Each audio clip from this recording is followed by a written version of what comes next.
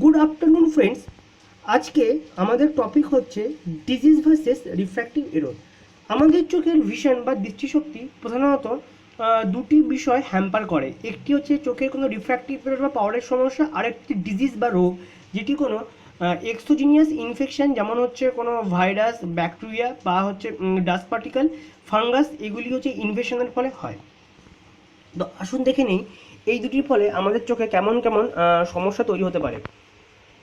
তো প্রথমেই যেটা হচ্ছে যে চোখে কি করে একটি সুস্পষ্ট প্রতিবিম্ব তৈরি হয়। দেখুন, সুস্পষ্ট প্রতিবিম্ব তৈরি হওয়ার জন্য লাইট রেস আমাদের চোখে ঢোকার আগে রিফ্র্যাকশনের প্রয়োজন হয়। এই রিফ্র্যাকশনের জন্য প্রথমে অর্থাৎ একটা মিডিয়াম থেকে অন্য মিডিয়ামে যখন লাইট রেস যায়, তখন লাইট রেস বেন্ডিং হওয়ার ঘটনাকেই বলে রিফ্র্যাকশন। তো অর্থাৎ দেখুন, যখন লাইট রেসগুলো আমাদের চোখে ঢুকছে, ঠিক তার ঢোকার আগের মুহূর্তে কর্নিয়ায় কর্নিয়ায় হচ্ছে এই লাইট রেসগুলো প্রথমে রিফ্র্যাক্ট হয় এবং রিফ্র্যাক্ট হয়ে অ্যাকোয়াস হিউমারের মধ্যে দিয়ে লেন্সে পৌঁছায়। এইবার লেন্স এই লাইট রেগুলোকে রেটিনায় ফোকাস করে। রেটিনা হচ্ছে আমাদের একটি পর্দা, আমাদের চোখের পর্দা, যেখানে হচ্ছে ইমেজ তৈরি হয়। এই যে যে বস্তুর ইমেজটা তৈরি হলো, এটি নার্ভ সেলস অর্থাৎ রেটিনাতে যে নার্ভ সেলগুলি রয়েছে সেগুলির মাধ্যমে হচ্ছে আমাদের ব্রেনে যায় এবং ব্রেনে একটি ইমেজের সেন্সেশন প্রডিউস করে। তো এইভাবে হচ্ছে আমাদের ইমেজ কিন্তু চোখে তৈরি হয়। তো এবারে ইমেজ তৈরি হওয়ার যে ঘটনার জন্য মেন দায়ী হচ্ছে cornea, aqueous humour, lens, vitreous আর রেটিনা। সুতরাং এই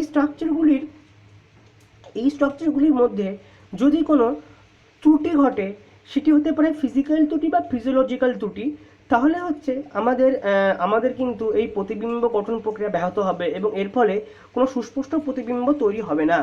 তো ফিজিক্যাল ত্রুটি, এই ত্রুটি বলতে যেটা বোঝায় যে ধরুন আমাদের যে স্ট্রাকচার অর্থাৎ cornea, aqueous humour, lens, vitreous, retina বা এগুলির ফিজিক্যাল ত্রুটি বলতে বোঝায় যে এদের যে স্বাভাবিক ডাইমেনশনস, যেমন স্বাভাবিক ব্যাসার্ধ, স্বাভাবিক ডায়ামিটার্স, স্বাভাবিক রেডিয়াস, স্বাভাবিক কার্ভেচার, স্বাভাবিক ডেপথ বা গভীরতা, এগুলির থেকে আলাদা হওয়া।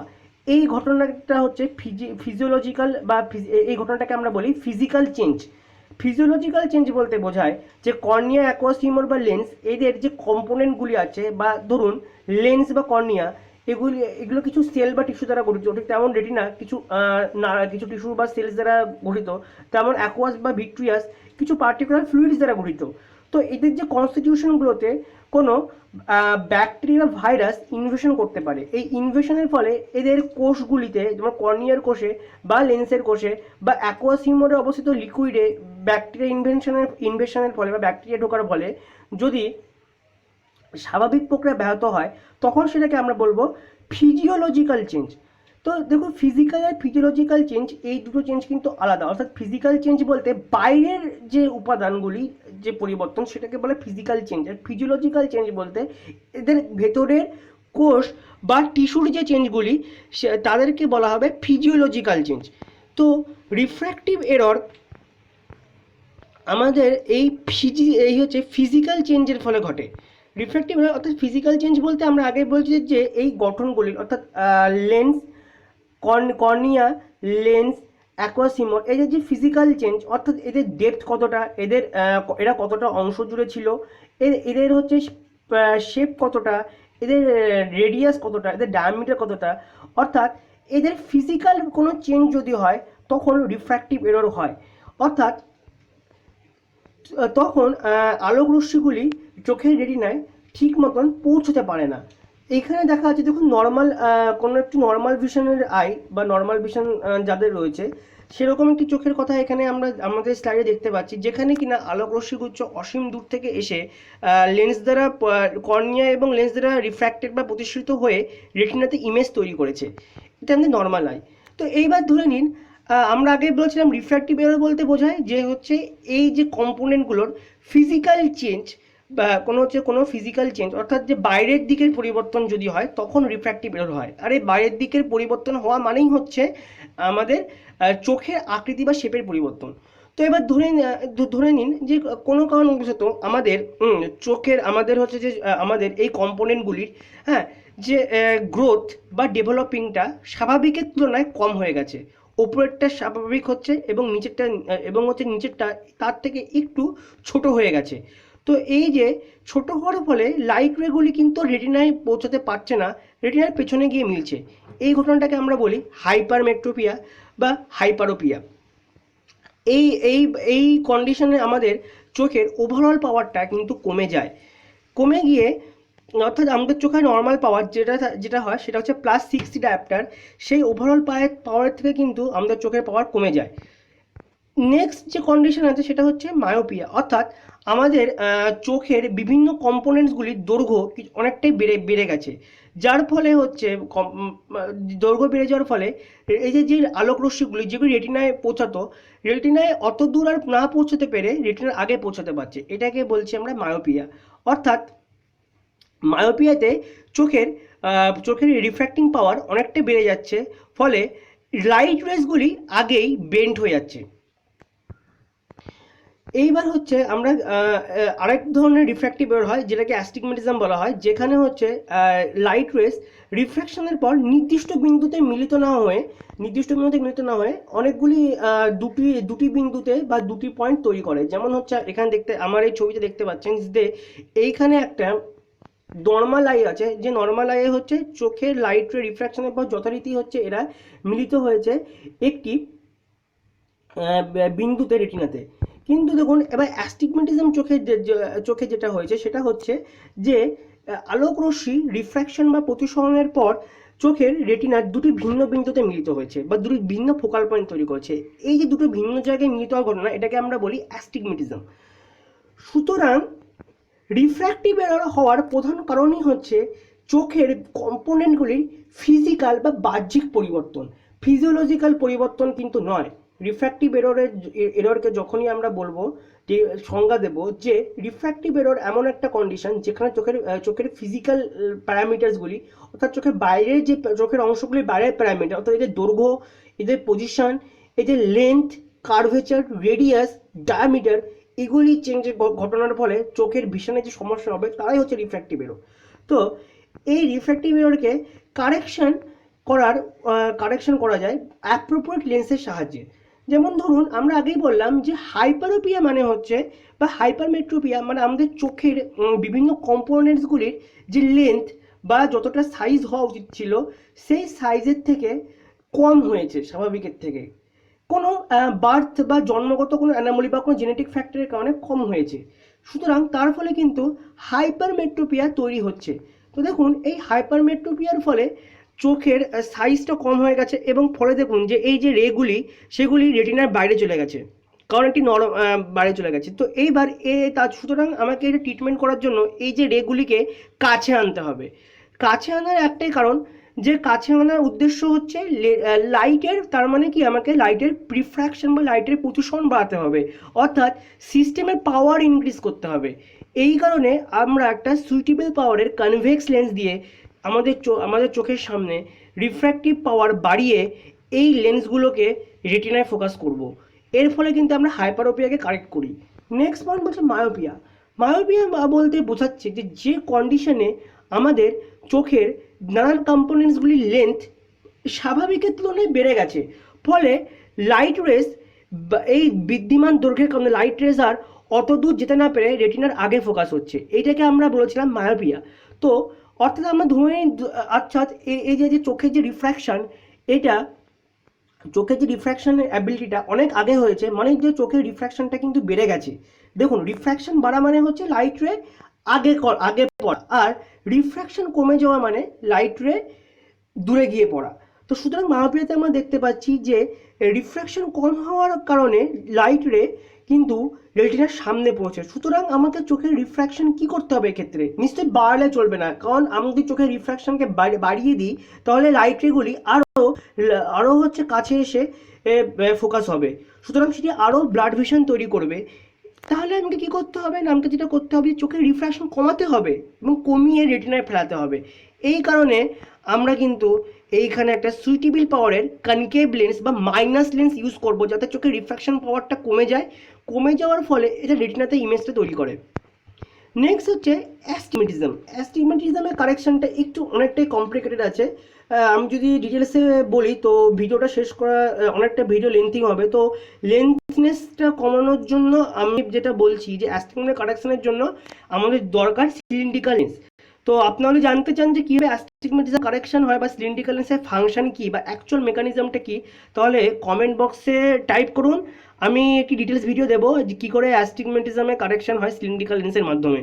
তো তো তো এতক্ষণ আমরা দেখলাম যে রিফ্র্যাক্টিভ এরর হওয়ার প্রধান কারণই হচ্ছে চোখের ফিজিক্যাল ডাইমেনশনের চেঞ্জ, অর্থাৎ বিভিন্ন কম্পোনেন্টের, আমি বারবার বলছি যে রিফ্র্যাক্টিভ এরর মানে চোখের ফিজিক্যাল কম্পোনেন্টস, অর্থাৎ হচ্ছে ফিজিক্যাল প্যারামিটার, বাইরের প্যারামিটার, অর্থাৎ দৈর্ঘ্য, প্রস্থ, উচ্চতা, এই জিনিসগুলির পরিবর্তনের ফলে যে যে ভিশনের প্রবলেম হয় ওটাকে রিফ্র্যাক্টিভ এরর বলি।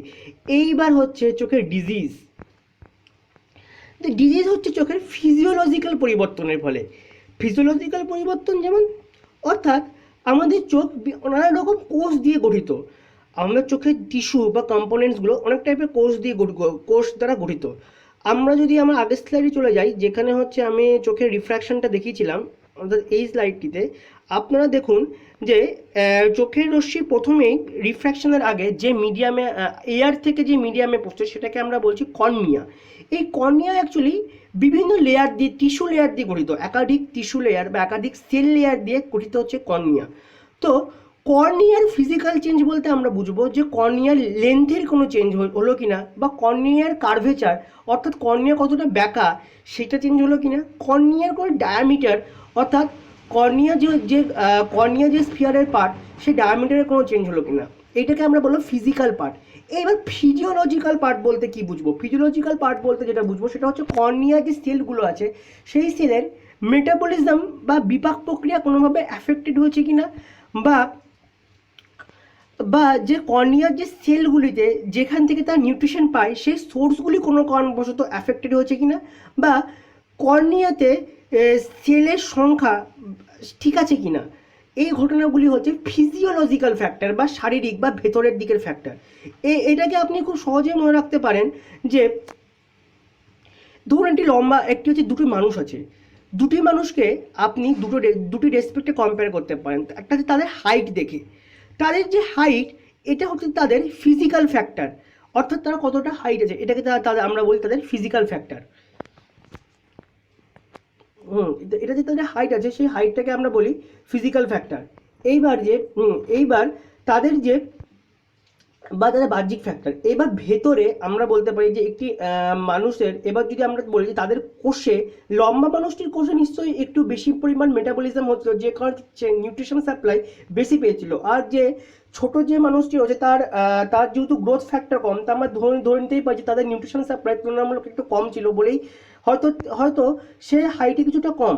এই যে নিউট্রিশনাল সাপ্লাই কম্পারিজনটা করলাম এটাকে আমরা বলবো ফিজিওলজিক্যাল ফ্যাক্টর। তো আশা করছি এবার আমরা ফিজিক্যাল আর ফিজিওলজিক্যাল ফ্যাক্টরের বিষয়টা একটু হলেও কিন্তু ক্লিয়ার হয়েছে। তো যদি ফ্যাক্টরটা ক্লিয়ার না হয় তো অবশ্যই আপনার কমেন্ট বক্সে জানাবেন। তো যাই হোক, তো এবার যে ফিজিক্যাল ফ্যাক্টরের কারণে আমরা আগে রিফ্র্যাক্টিভ এরর চেঞ্জ করলাম, তো এবার হচ্ছে যে ফিজিওলজিক্যাল ফ্যাক্টর বা যে শারীরবৃত্ত ফ্যাক্টর, অর্থাৎ যে সেলের মেটাবলিজমে এফেক্ট হলো, বা সেলের কাউন্টিংয়ে কোনো এফেক্ট পড়লো, বা নিউট্রিশন সাপ্লাই ব্যাহত হলো, বা প্রত্যেকটা সেলের নির্দিষ্ট একটা নার্ভ সাপ্লাই হয় সেইখানে কোনো হচ্ছে ইরেগুলারিটিস ঘটলো, সেই ক্ষেত্রগুলিকে আমরা বলবো ডিজিজ বা ডিজিজ। অর্থাৎ ডিজিজটা ফিজিওলজিক্যাল ফ্যাক্টরের মধ্যে পড়ছে। তো এই যে ফিজিওলজিক্যাল ফ্যাক্টর বা ডিজিজের কারণে আমাদের চোখ বা আমাদের কর্নিয়াতে বা আমাদের রিফ্র্যাকশানে, আলোকরশ্মি রিফ্র্যাকশানে কিন্তু প্রবলেম হতে পারে। এই রিফ্র্যাকশানের ফলে কিন্তু আমাদের ভিশন কমে যেতে পারে। যেমন ধরুন খুব স্বাভাবিকভাবে যদি এই যে আমাদের যে কর্নিয়া রয়েছে, অর্থাৎ আলোকরশ্মি যেখানে ফার্স্ট বেন্ড হচ্ছে এখানকার সেলগুলিতে যদি কোনো কারণবশত কোনো ব্যাকটেরিয়া ইনভেড করে, সেই ব্যাকটেরিয়ার ইনভেশনের ফলে হচ্ছে আশেপাশের যে আমাদের সার্কুলার সিস্টেম থেকে লিম্ফোসাইটস, নিউট্রোফিল বা ইওসিনোফিল এই সেলগুলি গিয়ে সেই ব্যাকটেরিয়ার সঙ্গে রিয়াকশন করার মাধ্যমে কিছু ইমিউনোলজিক্যাল রিয়াকশন ঘটালো এবং ঘটিয়ে কিছু প্রেসিপিটেট তৈরি করলো যেগুলি কর্নিয়ার মধ্যে রয়ে গেল। তাহলে কিন্তু যে আলোক রশ্মি যারা প্রথমে আসছিল, তাহলে এই রশ্মিগুলি এবার ওই যে সেল ডেব্রিস যেগুলো তৈরি হয়ে কর্নিয়ার মধ্যে রয়ে গেল তাদের দ্বারা বাধা প্রাপ্ত হবে। সুতরাং যতটা পরিমাণ আলোক রশ্মি চোখে ঢুকছিল ততটা পরিমাণ কিন্তু আলোক রশ্মি আর চোখে ঢুকতে পারবে না। এর ফলস্বরূপ কিন্তু আমাদের কিন্তু ভিশন বা চোখের দৃষ্টি কমে যাবে। তো এই ডিজিজ যেভাবে হচ্ছে চোখের ভিশনে এফেক্ট করে সেটা হচ্ছে ডিজিজের ফলে আমাদের চোখের বিভিন্ন অংশের বিভিন্ন পার্টের টিস্যুস বা সেলস ক্ষতিগ্রস্ত বা এফেক্টেড হয় এবং এই ক্ষতির ফলে নার্ভ ব্লাড সার্কুলেশন তারপরে হচ্ছে নার্ভ সাপ্লাই এগুলি ব্যাহত হয়। এর ফলস্বরূপ হচ্ছে আলোক রশ্মি যখন চোখে ঢুকবে তখন লাইটে ঢোকার ফলে এই যে ইমিউনোলজিক্যাল রিয়াকশনসগুলো অর্থাৎ যে নিউট্রোফিল বা ইওসিনোফিল আমাদের সিস্টেমিক সার্কুলেশন থেকে যে নিউট্রোফিল ইওসিনোফিল বেসোফিল যারা গিয়ে ওই ব্যাকটেরিয়া বা প্যাথোজেনকে ধ্বংস করার জন্য যায়, লাইট রেস সেই সমস্ত পার্টিকেলের সঙ্গে হচ্ছে ইন্টারাক্ট করে এবং স্ক্যাটার হয়ে চারদিকে ছড়িয়ে যায়। এই কারণে ডিজিজের ফলে কিন্তু আমাদের ভীষণ অ্যাফেক্টেড হয়। তো দেখুন এন্ড অফ দ্য ডেতে আমরা যখন আমাদের প্রথম স্টার্টে যখন আবার পৌঁছাবো তখন ডিজিজ ভার্সেস রিফ্র্যাক্টিভ এররে আমরা যেটা আলটিমেট বলতে পারি যে ডিজিজ হচ্ছে এমন একটা কন্ডিশন যেখানে হচ্ছে চোখের ফিজিওলজিক্যাল পরিবর্তন হয় আর রিফ্র্যাক্টিভ এরর হচ্ছে ফিজিক্যাল পরিবর্তন হয়। ডিজিজের ফলে কিন্তু রিফ্র্যাক্টিভ এরর হতে পারে, যেমন ধরুন যেমন হচ্ছে বয়স বাড়ার সঙ্গে সঙ্গে আমাদের ছানি হয়েছে, সেই ছানির ফলে লেন্সের ভেতরের যে রিফ্র্যাক্টিভ ইন্ডেক্স হয় সেই রিফ্র্যাক্টিভ ইন্ডেক্স কিন্তু পরিবর্তিত হয়। অ্যাজ এ রেজাল্ট চোখের লেন্সের রিফ্র্যাক্টিভ পাওয়ার বেড়ে গিয়ে হচ্ছে চোখের সামনে পড়ে। ডিজিজের ফলে কিন্তু রিফ্র্যাক্টিভ এরর তৈরি হতেই পারে, অর্থাৎ ডিজিজের ফলে চোখের কোনো রিফ্র্যাক্টিভ কম্পোনেন্টের রিফ্র্যাকশন অ্যাবিলিটি বেড়ে যেতে পারে। কিন্তু রিফ্র্যাক্টিভ এরর আছে মানে তার কোনো ডিজিজ আছে এটা ঠিক নয়। হ্যাঁ, রিফ্র্যাক্টিভ এরর ঠিক আছে মানে তার ডিজিজ আছে এটা ঠিক নয়, কারণ রিফ্র্যাক্টিভ এরর চোখের অংশগুলির ফিজিক্যাল ডাইমেনশনের পরিবর্তনের ফলে হয়। অর্থাৎ অংশগুলির যেমন হচ্ছে লেন্স অ্যাকুয়াস হিউমার কর্নিয়া বা অ্যাকুয়াস হিউমার লেন্স কর্নিয়া এদের ফিজিক্যাল পরিবর্তন, অর্থাৎ এদের যে লেন্থ বা এই যে ডেপথ এদের কতটা কেমন কার্ভেচার আছে এইটার পরিবর্তনের ফলে কিন্তু রিফ্র্যাক্টিভ এরর হয়। সুতরাং রিফ্র্যাক্টিভ এরর আছে বলেই যে ডিজিজ এটা কিন্তু ভাবা যায় না। আবার দেখুন যে রিফ্র্যাক্টিভ এররের সিভিয়ারিটি যদি মায়োপিয়া না হয় কারোর, সেই মায়োপিয়া না হলে কিন্তু রিফ্র্যাক্টিভ এররের সিভিয়ারিটি খুব একটা বেশি হয় না। হাইপারমেট্রোপিয়া বা অ্যাস্টিগমেটিজম প্রত্যেকেরই একটি নির্দিষ্ট ডিগ্রি বা একটি নির্দিষ্ট লেভেল পর্যন্ত সীমাবদ্ধ থাকে, একমাত্র মায়োপিয়া ছাড়া। মায়োপিয়াও নানান, তবে মায়োপিয়া যদি আমরা বিভিন্ন দিকে সার্কুলেট করি যে মায়োপিয়া বেশিরভাগ ক্ষেত্রেই প্রোগ্রেশন হয়, কারণ যেহেতু আইবলের ইনক্রিজটা আমাদের জেনারেল গ্রোথ ফ্যাক্টরের সঙ্গে যুক্ত আছে। আপনারা যদি জানতে চান যে কেন মায়োপিয়ার প্রোগ্রেশনটা হাইপারমেট্রোপিয়া অ্যাস্টিগমেটিজমের থেকে বেশি হয়, তো অবশ্যই আমাকে কমেন্টে জানাবেন, আমি পরে কোনো ভিডিও বানিয়ে ডিসকাস করে দেবো। তো যাকে তো এই জিনিসটা জানা উচিত যে রিফ্র্যাক্টিভ এরর বেশিরভাগ ক্ষেত্রে মায়োপিয়া ছাড়া কিন্তু বেশি প্রোগ্রেশন বা বেশি পরিমাণ হচ্ছে ভিশনকে লস করে না। এবং এই যে রিফ্র্যাক্টিভ এররের ফলে যে ভিশনটা যে লস হয় এই লসটা হচ্ছে রিভার্সিবল, অর্থাৎ আপনি এই ভিশনের লস বা ভিশনের কমাটাকে ফিরে পাবেন। কিন্তু ডিজিজের ফলে সব সময়তেই যে আপনি আপনার যে ভিশনের যে লসটা হলো সেটাকে নাও ফিরে পেতে পারেন। এমন বেশ কিছু ডিজিজ হয় যেগুলি ইরিভার্সিবল কন্ডিশন, অর্থাৎ যে সেই সমস্ত ডিজিজ হলে আপনি আপনার ভিশনকে হচ্ছে ফেরত পাবেন না, এরকম বেশ কিছু কন্ডিশন কিন্তু হতে পারে। যেমন ধরুন গ্লকোমা বা রেটিনাতে যদি কোনো ডিজিজ কিছু হতে পারে যেখানে আপনি আপনার ভিশনকে কোনোদিনও ফিরে পাবেন না, অর্থাৎ যে পরিমাণ ভিশন লস হয়েছে সেই পরিমাণ লসই থাকবে, কোনো সার্জিক্যাল উপায় বা অন্য কোনো উপায় কিন্তু ফেরানো যাবে না। ডিজিজের সিভিয়ারিটি রিফ্র্যাক্টিভ এরর থেকে বেশি এবং যদি সঠিকভাবে ট্রিটমেন্ট না করা হয় ডিজিজ কিন্তু আপনার চোখের পার্মানেন্ট ভিজুয়াল ড্যামেজ কিন্তু করতে পারে। এরকম বহু ডিজিজ হয় হচ্ছে যার ফলে আপনার হচ্ছে চোখ যদি আনট্রিটেড অবস্থায় থাকে বা সঠিক সময় ট্রিটমেন্ট না পাওয়া যায় তাহলে কিন্তু চোখ পার্মানেন্টলি ব্লাইন্ড হয়ে যেতে পারে। কিন্তু রিফ্র্যাক্টিভ এররের ক্ষেত্রে কিন্তু যে এরকম পার্মানেন্ট ব্লাইন্ডনেস হওয়ার সম্ভাবনা প্রায় নেই বললে চলে, যদি না কারোর খুব হাই মার্পে থাকে। সেই ক্ষেত্রে যদি কোনো কারণবশত রেটিনা যদি খুব ডিটাচ হয়ে যায় সেরকম একটা চান্স থাকলেও থাকতে পারে, তবে সেরকম চান্স খুবই কম হয়, কারণ এরকম ঘটনা যে -30 বা -25 ডায়োপ্টার বা -30 ডায়োপ্টারে পাওয়ার চলে গেছে এরকম পেশেন্টও কিন্তু অনেক অনেক অনেক কম তুলনামূলকভাবে। সুতরাং আপনারা বলতে পারেন যে রিফ্র্যাক্টিভ এররের সিভিয়ারিটি ডিজিজের তুলনায় অনেক কম। ডিজিজে হচ্ছে ভিশন লসটা অনেক ক্ষেত্রে ইরিভার্সিবল হতে পারে, যেখানে রিফ্র্যাক্টিভ এররে কিন্তু ভিশন লসটা রিভার্সিবল, অর্থাৎ আপনি প্রপার রিফ্র্যাক্টিভ কারেকশনের মাধ্যমে কিন্তু ফিরে পেতে পারেন।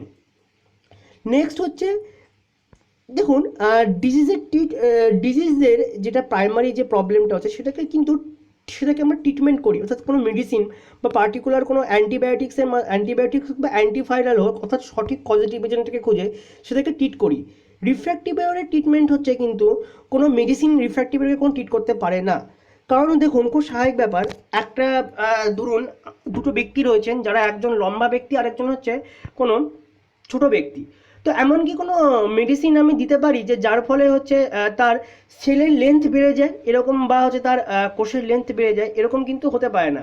সুতরাং এমন কোনো মেডিসিন কিন্তু নেই যা রিফ্র্যাক্টিভ এররকে ট্রিট করতে পারে। রিফ্র্যাক্টিভ এররের একমাত্র ট্রিটমেন্ট হচ্ছে প্রপার স্পেকটেকল ইউজ করা, যেটা আমি আমার একটা স্লাইডে দেখিয়েছিলাম, যে কারেকশন যখন করব, যেমন হচ্ছে হাইপারমেট্রোপিয়া কারেকশনের জন্য হচ্ছে একটা কনভেক্স লেন্স ইউজ করব, যাতে হচ্ছে চোখের রিফ্র্যাকশন পাওয়ারটাকে বাড়ানো যায়। আর হচ্ছে মায়োপিয়াতে একটা সুইটেবল পাওয়ারের এই যে কনকেভ লেন্স ইউজ করব, যার ফলে চোখের রিফ্র্যাক্টিভ পাওয়ারকে আমরা কমাতে পারি। সুতরাং কোনো মেডিসিন দিয়ে কিন্তু রিফ্র্যাক্টিভ এররকে চেঞ্জ করা যায় না। অর্থাৎ পিওর যদি কোনো রিফ্র্যাক্টিভ এরর হয়, সেটা পিওর রিফ্র্যাক্টিভ এরর যেটা কোনো অন্য ডিজিজের সঙ্গে অ্যাসোসিয়েটেড নয়, সেটা কিন্তু চোখের বিভিন্ন অংশের শেপের চেঞ্জ অর্থাৎ ফিজিক্যাল ভ্যারিয়েশনের ফলেই হবে। তাছাড়া রিফ্র্যাক্টিভ এরর এই ডিজিজের অ্যাসোসিয়েটেড যদি রিফ্র্যাক্টিভ এরর হয়ে থাকে, অর্থাৎ আমরা যদি দেখি যে লেন্সের যেমন ক্যাটারাক্ট বা হচ্ছে ক্যাটারাক্ট হতে পারে, বা আপনার ডায়াবেটিক পেশেন্টদের হচ্ছে ডিজিজের ফলে রিফ্র্যাক্টিভ এরর হতে পারে। সেই ক্ষেত্রে হচ্ছে ডিজিজের ট্রিটমেন্টটা জরুরি, অর্থাৎ ডিজিজের পজিটিভ ট্রিটমেন্ট করলেই যে রিফ্র্যাক্টিভ এরর আছে সেটা কিন্তু আমরা সলভ করতে পারি। কিন্তু নর্মাল রিফ্র্যাক্টিভ এররকে কিন্তু কোনো ওষুধ বা মেডিসিন দিয়ে ট্রিটমেন্ট করতে পারি না। কারণটা খুব সিম্পল ব্যাপার। যেমন ধরুন কারোর একজন হাইপারমেট্রোপিয়া আছে, অর্থাৎ হাইপারমেট্রোপিয়া আমার যার চোখের সাইজ নর্মালের থেকে ছোট, এই নর্মাল থেকে ছোট, তো নর্মাল থেকে ছোটো রয়েছে, তো ফলে লাইট রেগুলি রেটিনার পেছনে গিয়ে পড়ছে। তো এবার এমন কি কোনো মেডিসিন থাকতে পারে যা হচ্ছে চোখের যে সেলের গ্রোথ হঠাৎ করে বাড়িয়ে দেয়? উত্তর নয়। এরকম কিন্তু আজ পর্যন্ত কোনো মেডিসিন বা এখনও পর্যন্ত মার্কেটে অ্যাভেলেবেল নেই, বা কোনো কেমিক্যাল নেই যা চোখের হচ্ছে সেলগুলির গ্রোথ হঠাৎ করে হচ্ছে বাড়িয়ে দিয়ে এই যে আপনার যে ত্রুটিটাকে পুরোপুরিভাবে আউটস্ট্যান্ড করলো। তো এই হচ্ছে আমাদের ডিজিজ আর হচ্ছে রিফ্র্যাক্টিভ এররের বেসিক কিছু পার্থক্য রইলো। আর আর দেখুন আজকে আমার ভিডিওটা করার প্রধান উদ্দেশ্য ছিল, আমি মানে আমাদের চারপাশে অনেক লোকজনের মুখ থেকে শোনা যায় যে এই চশমা লেগে গেছে মানে চোখ বুঝি খারাপ হয়ে গেছে, বা গ্রামের দিকেও আমরা দেখি যে অনেক এরকম কনসেপ্ট আছে যে এই চশমা আছে মানে এর কোনো শারীরিক ত্রুটি রয়েছে। আমি এটা বলতে চাই যে দেখুন চশমা লেগেছে মানেই কিন্তু খারাপ ইঙ্গিত একদমই নয়, কারণ পিওর রিফ্র্যাক্টিভ এররের জন্য কিন্তু আমাদের 90% কেসে চশমা লাগতে পারে। অর্থাৎ যারা এরকম টিনেজার্স হয় বা যারা হচ্ছে কম বয়স হয়, তাদের ক্ষেত্রে এই যে পিওর রিফ্র্যাক্টিভ অর্থাৎ উইদাউট কোনো ডিজিজের এফেক্ট ছাড়াই শুধুমাত্র রিফ্র্যাক্টিভ এররের জন্যই চশমা লাগে ম্যাক্সিমাম ক্ষেত্রে। অর্থাৎ শুধুমাত্র চোখের বিভিন্ন যে অংশগুলি, অর্থাৎ এরকম যে কর্নিয়া, লেন্স বা এই যে লেন্স বা হচ্ছে অ্যাকোয়াস হিউমার আছে, এদের পার্টিকুলার ডেপথ বা এদের কোনো গঠনগত ত্রুটির জন্যই কিন্তু হচ্ছে রিফ্র্যাক্টিভ এরর তৈরি হয়। এর সঙ্গে কোনো অ্যাসোসিয়েটেড কোনো ডিজিজের সম্পর্ক নেই। এই কারণে নেই, কারণ হচ্ছে এদের ফিজিক্যাল ডাইমেনশনগুলি, যেমন ধরুন বার্থ হচ্ছে বা জন্মের সময় থেকেই কোনো ডেট অফ জন্মের সময় থেকেই হচ্ছে এদের যে জেনারেল গ্রোথ ফ্যাক্টর সেটা একটু কম ছিল, বা হয়তো কারো জেনারেল গ্রোথ ফ্যাক্টর একটু বেশি ছিল, বা অন্য কোনো মোট কথা হচ্ছে বা কোনো প্রিম্যাচিওর বেবি ডেলিভারি বা সিজার বেবি ডেলিভারির ক্ষেত্রে যখন হচ্ছে গঠন বা ডেভেলপমেন্টটা কমপ্লিট অনেক ক্ষেত্রে হতে পারে না, সেই সমস্ত ক্ষেত্রে রিফ্র্যাক্টিভ এররগুলো বেশি হয়। অর্থাৎ যখন চোখের গঠনগত ত্রুটি বা চোখের ফিজিক্যাল ডাইমেনশনের চেঞ্জের যে ফ্যাক্টটা আছে, এই কারণে কিন্তু ম্যাক্সিমাম রিফ্র্যাক্টিভ এররগুলো হয়। এর সঙ্গে কিন্তু ডিজিজের কোনো রিলেশনশিপ নেই, রিফ্র্যাক্টিভ এরর নিজে থেকেই হতে পারে।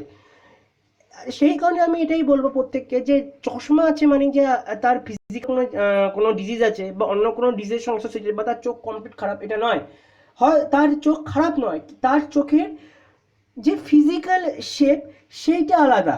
অর্থাৎ আপনি ধরুন না, একটা একটা হচ্ছে কোনো 5 ফুট 10 হাইটের একটি ব্যক্তি আছে, আর কোনোটা 5 ফুট 3 ইঞ্চি একটি ব্যক্তি আছে। তো আপনি কি বলবেন যে 5 ফুট 3 ইঞ্চির ব্যক্তিটা শারীরিকভাবে অসুস্থ? এরকম তো বলবেন না। এর কারণ হচ্ছে, এর কারণটা কি, তাদের হাইট ডিফারেন্স হলো, তাদের হাইটটা ডিফারেন্স শুধুমাত্র তাদের বাহ্যিক বা ফিজিক্যাল দিক থেকে, কিন্তু তাদের ভেতরে কিন্তু সেম মেটাবলিজম হয়, সেম হয়তো তাদের সেম মেটাবলিজম হয়তো তাদের হার্ট রেটও ঠিক আছে, তাদের দেখলে দেখা যাবে তাদের সুগার রিপোর্ট, ব্লাড প্রেশার রিপোর্টও কিন্তু সেম। ঠিক তেমনই আপনি ধরে নিন যে যাদের চশমা আছে তারা এবং 90% কেস যে তাদের কোনো অন্য কোনো ডিজিজ নেই, পিওর রিফ্র্যাক্টিভ এরর আছে, এরকম কেসটায় কিন্তু আপনি দেখুন যে সে তাদের চশমাটা আছে, মানে তাদের ঠিক তেমন যে তাদের হচ্ছে কর্নিয়া একটু ছোট সাইজ, তাদের হয়তো লেন্স একটু বেশি ডিম্বাকৃতি, তাদের হয়তো অ্যাকোয়াস হিউমারের যে গভীরতা সেটা হয়তো একটু কম বা বেশি। তার মানে কিন্তু এই নয় যে তারা শারীরিকভাবে অসুস্থ। সুতরাং দেখুন, এই কথাগুলো হচ্ছে অনেককেই ফিজিক্যালি বা মেন্টালি কিন্তু, হ্যাঁ, কিন্তু হচ্ছে কনফিডেন্স কিন্তু কমিয়ে দিতে পারে। তো আমি এটাই চাই যে আজকে হয়তো ভিডিওটা দেখার পর আপনি যারা চোখে চশমা পরছেন বা যারা এরকম চশমা পরে ইউজ করছেন, তো তাদের এই কথাগুলি আপনারা প্রথমে বলা বন্ধ করুন, যে এরকম ভাবাও বন্ধ করে দিন যে এরকম চোখের ডিজিজ, চশমা আছে মানেই তার কোনো সিস্টেমিক ডিজিজ রয়েছে বা অন্য কোনো শারীরিক সমস্যা রয়েছে। এই কথাগুলি প্রথমেই তাহলে আমরা কিন্তু যদি বন্ধ করে দিই, তাহলে এটা কিন্তু তাদের পক্ষে অনেকটাই ভালো হবে, এবং তারাও চশমা পরাটাকে আরও ভালোভাবে অ্যাকসেপ্ট করবে। কারণ দেখুন, চশমা পরা কিন্তু কোনো অপরাধ বা হচ্ছে কিন্তু কোনো খারাপ কিচ্ছু নয়। রিফ্র্যাক্টিভ এরর জেনেটিক ফ্যাক্টরের উপর ডিপেন্ড করে পুরোপুরিভাবে, যে জেনেটিক্যালি আপনার কেমন গ্রোথ হয়েছে, কেমন গ্রোথ ফ্যাক্টর আছে তার উপর। এটা কিন্তু কোনো ডিজিজ, রিফ্র্যাক্টিভ এরর হওয়ার জন্য যে ডিজিজ হবে এর কিন্তু কোনো মানে নেই, কিন্তু হ্যাঁ, ডিজিজ হলে রিফ্র্যাক্টিভ এরর হতে পারে। ঠিক আছে, তো আপনাদের যা যা কোয়েশ্চেন থাকবে আপনারা আমাকে কমেন্ট বক্সে লিখে সেন্ড করবেন। ততক্ষণের জন্য আজকের মতো এইটুকুই, এবং হচ্ছে গুড বাই। প্রত্যেকে সুস্থ থাকুন, ভালো থাকুন এবং সাবধানে থাকুন। কারণ আপনারা দেখতেই পাচ্ছেন যে করোনা আবহাওয়া, এবং এর সঙ্গে সঙ্গে এখন নতুন একটি সাইক্লোন আমফান আছে। তো এই সব মিলিয়ে কিন্তু এখন আমাদের জীবন যথেষ্ট সংকটে আছে। তো এই মুহূর্তে আমি চাই প্রত্যেকে সুস্থ স্বাভাবিকভাবে থাকুন। তো নমস্কার।